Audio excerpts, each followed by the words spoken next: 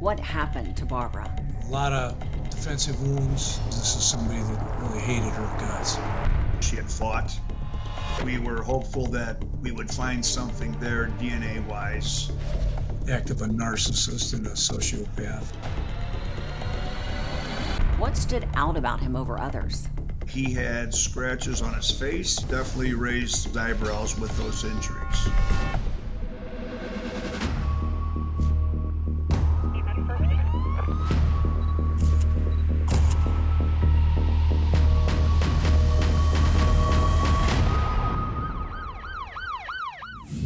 Hi, I'm Nancy O'Dell. Today's Crime Exposé takes us to South Bend, Indiana, where a young mother of two went off to work and never came home. Hours later, she was found by her boyfriend horribly murdered and mutilated. As police began to investigate the crime, the boyfriend's bizarre behavior made him a suspect. It was a classic whodunit, and police exploded every lead in their search for the killer. One night, a man called police to report that his live-in girlfriend, 33-year-old Barbara Sheppard, had not returned from work. St. Joseph County sheriffs responded to Low Bob's tobacco store to investigate. Police were called and they did go to the Low Bob's tobacco shop. The boyfriend reported her as missing, and police found her vehicle still parked there and the business closed, but she was nowhere around. Barbara's boyfriend wasn't satisfied with the outcome and decided to go look for her himself. Something just told him to go by her work, and he did, and he went to the side of the building and he found her body. He dropped to his knees and she was face down. He rolled her over. She was heavily concentrated in blood, but he believed that he heard her gasp or gurgle. She was face down. He rolled her over, tried feeling for a pulse, and rolled her back face down so she would not choke, and started screaming for help and called 911. Homicide investigators arrived shortly after. They discovered a horrific crime scene and Barbara's boyfriend in shock. What was Brian's demeanor like when police arrived? When the police arrived, they found him cradling her in his arms, completely covered in blood and very distraught. She was obviously deceased and had suffered multiple stab wounds defensively and in the abdomen, arms, face, neck area. When we saw the body, this did not look like this was a robbery. Very graphic. Basically, her head was held on with just a little bit of skin. A lot of defensive wounds. It was very up close and personal. My initial thought was this is somebody that really hated her guts. Police looked for anything that might suggest a robbery or that the victim knew her attacker. Barbara was fully clothed and the contents of her purse were strewn about. In a scene like that, the technicians preserve hands by taping sacks over them, and she had a lot of blood and crud in her fingernails. It was apparent she had fought, so we were hopeful that we would find something there DNA-wise. Police took Barbara's boyfriend, Jason Leba, aside to interview him about what he knew. Leba was distraught, but they needed to document his statement. What state of mind was Barbara's boyfriend in?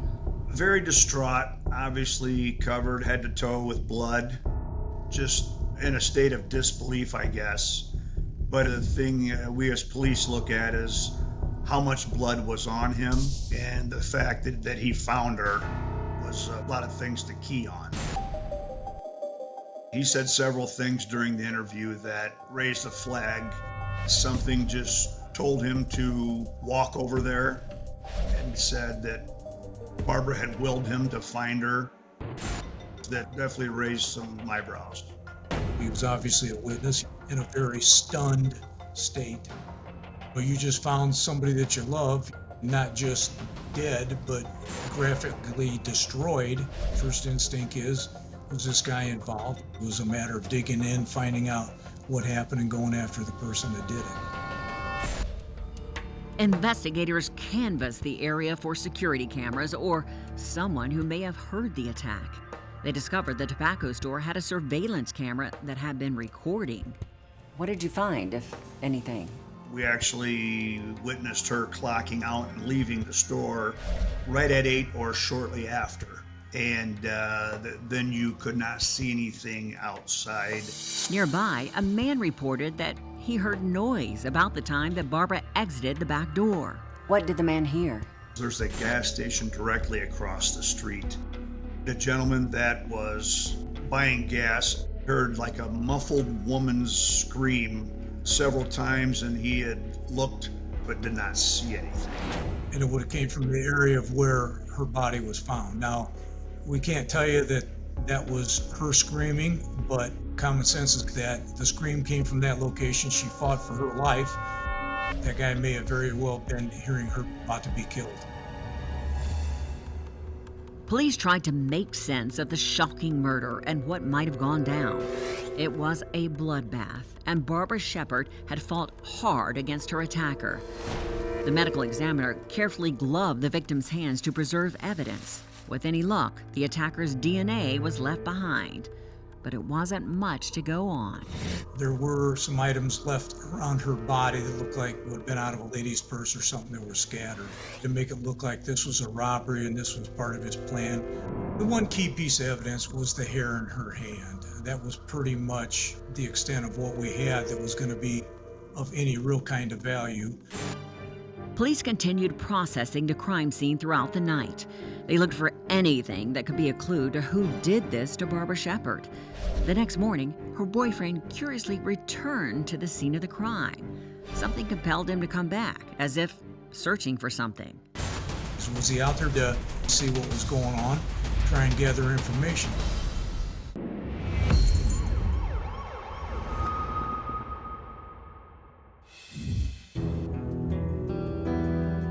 St. Joseph County homicide detectives investigating the murder of Barbara Sheppard looked for a direction forward to find her killer. Someone had brutally slain the mother of two, nearly decapitating her. The next morning, Barbara's boyfriend eerily returned, looking over the blood-stained ground where he found her. When he came back to the crime scene, my feeling was that he wanted to be near the action. And you have to take that a couple different ways. Was he out there because he wanted to be a representative of Barbara, or because he wanted to listen to what cops had to say, see what was going on, try and gather information? Inexplicably, Jason Leba found a ring he had given Barbara on the ground where cops had searched. What did you think about this man finding evidence at the crime scene? He finds the body, he has blood on him. He finds the ring. This is a hell of a lot of coincidences. There could be more to this than what meets the eye. He was just walking in the alley back near where her body was found, which kind of struck us as odd and questioned what he was doing. He just said he had to be near, if I recall what he said. Officers talked to him and it didn't seem right, but he was found to have some type of a narcotic without a prescription, and he was ultimately arrested for that and taken from that scene. Detectives began to look closer at the man who discovered Barbara's body, her live-in boyfriend, Jason Leba. Now jailed on a drug charge, investigators considered an angle that could tie him to the murder. The boyfriend, he did have a criminal history, but nothing major, just petty stuff, nothing that would show any violent tendencies. His alibi for that night was that he had her two young children at the apartment and was not able to leave them. Pretty much everybody's a suspect until you figure out who did it, and we certainly had to look at him as a suspect. Until we can eliminate you, we're going to be looking at you. But he wasn't the only person that we had those feelings about.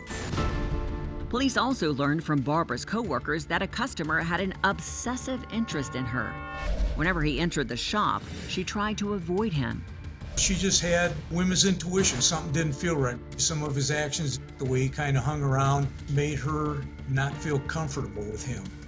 He was somebody that had to be checked out and eliminated.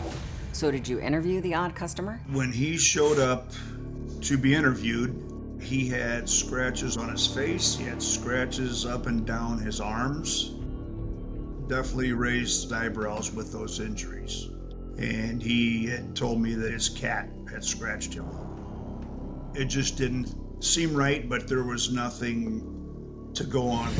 Police discovered that Barbara had been granted a divorce from her ex-husband only 10 days earlier.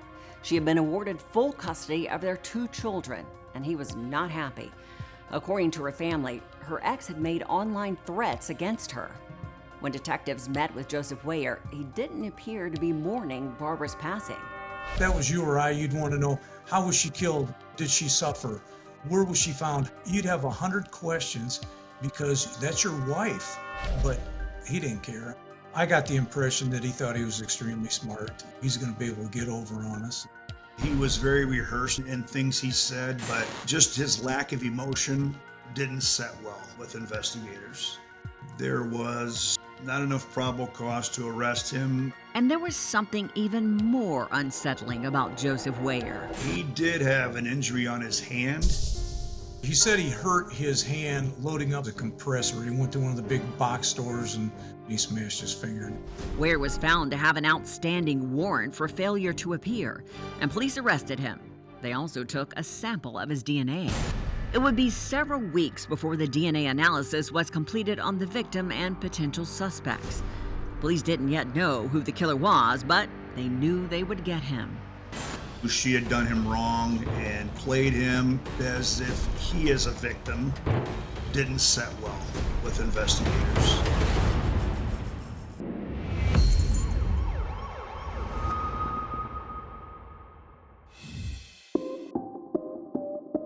Investigators had interviewed several potential suspects in the murder of Barbara Sheppard.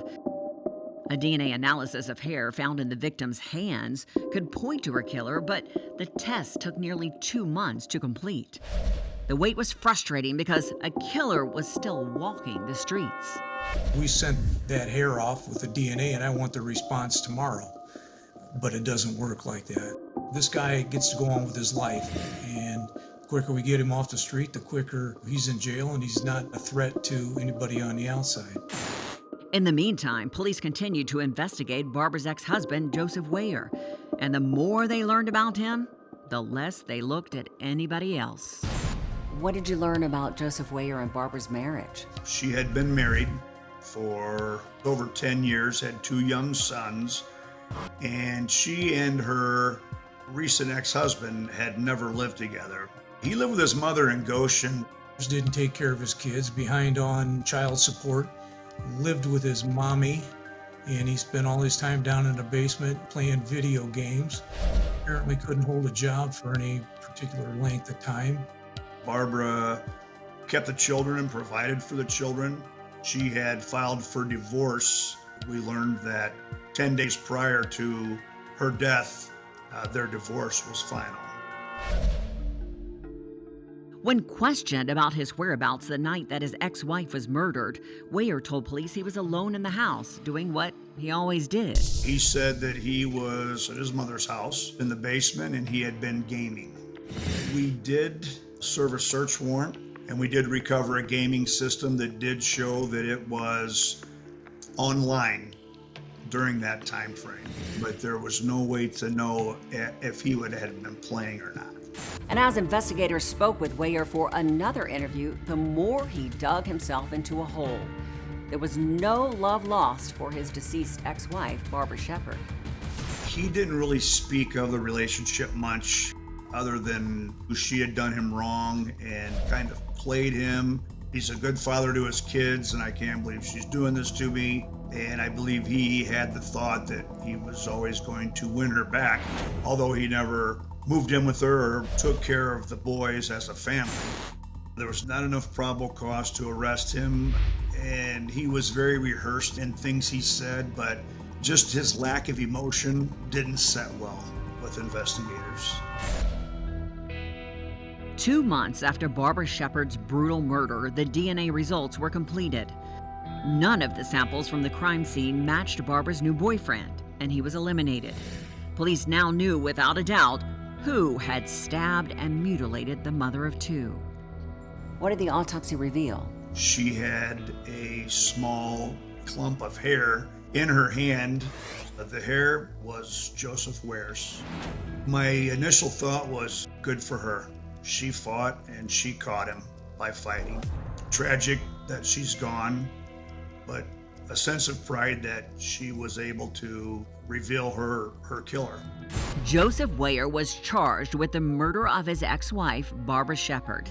He proclaimed his innocence and never expressed any remorse for her death. What do you think happened the night Barbara died? He had planned on going to kill her. I believe he started his video game to make it look like he had been gaming. He went over and then he killed her. And I think he went home and probably slept like a baby that night. Here's a girl who's had a rough life, providing the best she can for the people that she loves, and it was just heartbreaking. Joseph Ware is a narcissistic sociopath that only cares about himself. And he was going to do anything that he could to win, and the win was going to be kill her, get custody of their children, and collect Social Security, and he would no longer be responsible for having child support. For Barbara's family and the homicide investigators who worked tirelessly to find her killer, Ware's arrest was bittersweet. The murderer was found, but it couldn't bring Barbara back. He thought he was extremely smart. He's going to be able to get over on us, and it didn't work out too well for him.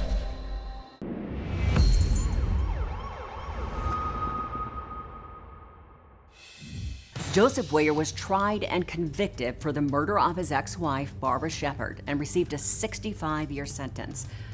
Barbara, the mother of 2 boys, had been working to support her children, who were now left without a parent to raise them.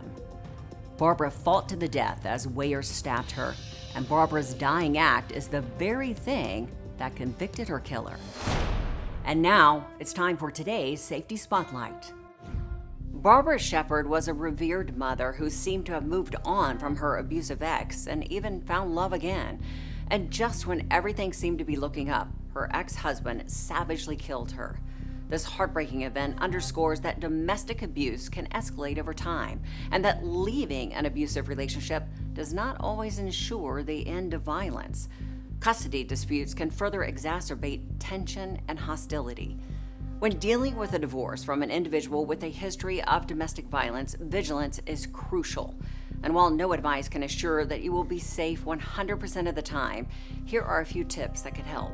Keep records of any threats or dangerous behavior and take them very seriously.